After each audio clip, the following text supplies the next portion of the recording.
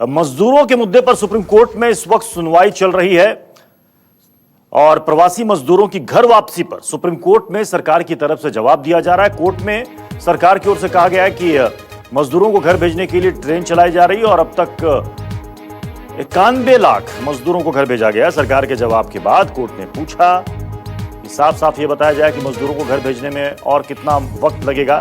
साथ ही कोर्ट ने सरकार से कहा कि जब तक मजदूर घर नहीं चले जाते उनके खाने पीने की व्यवस्था पूरी होनी चाहिए।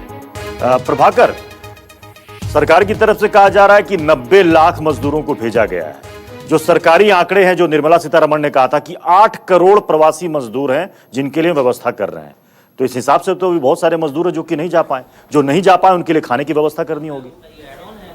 निश्चित तौर पर यही सब कुछ ऐसे सवाल थे जिसके बाद से सुप्रीम कोर्ट को इस मामले में संज्ञान लेना पड़ा, स्वतः संज्ञान लेना पड़ा। हालांकि इसके पहले भी सुप्रीम कोर्ट में याचिका गई थी और उस समय सुप्रीम कोर्ट ने 2 हफ्ता पहले सुप्रीम कोर्ट ने इस पर सुनवाई से मना कर दिया था। लेकिन अब सुप्रीम कोर्ट ने स्वतः संज्ञान लिया, केंद्र सरकार को नोटिस जारी किया, राज्य सरकारों को नोटिस जारी किया और आज जब जवाब पर सुनवाई हो रही थी, सरकार की तरफ से, केंद्र सरकार की तरफ से सॉलिसिटर जनरल तुषार मेहता सरकार के उस प्रत्येक कदम को एक एक कर सुप्रीम कोर्ट को बता रहे हैं कि कैसे सरकार है वो अप्रवासी मजदूरों के हित का ख्याल रख रही है, उनको किस तरह से उनके घर वापस भेजा जा रहा है, कितनी श्रमिक स्पेशल ट्रेन चलाई जा रही हैं, जो नजदीक के राज्य हैं वहां पर बसों से भेजा जा रहा है। लेकिन सुप्रीम कोर्ट उससे संतुष्ट नहीं दिख रहा है। सुप्रीम कोर्ट ने कहा कि आपने जो काम किया उस पर हम सवाल नहीं उठा रहे हैं, लेकिन बहुत सारी ऐसी चीजें आ रही हैं जो चिंताजनक हैं। उसमें बातें आई कि श्रमिक स्पेशल ट्रेन से जो मजदूर जा रहे हैं उनके खाने पीने में दिक्कतें हो रही हैं, चूंकि मीडिया रिपोर्ट्स इस तरह की हैं।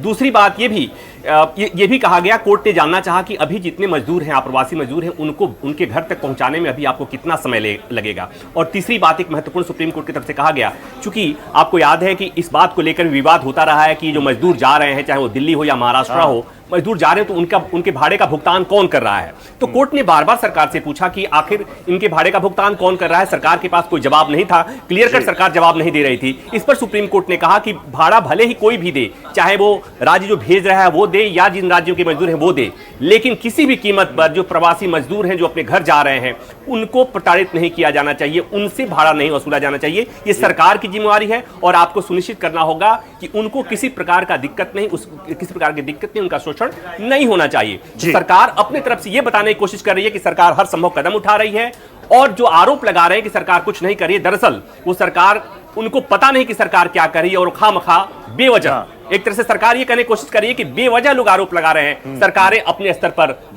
हर संभव कोशिश कर रही है कि प्रवासी मजदूरों को कोई दिक्कत नहीं हो और वो सकुशल अपने घर पर जाएं और उन्हें खाने पीने कोई दिक्कत नहीं हो। चलिए, बहुत बहुत शुक्रिया प्रभाकर।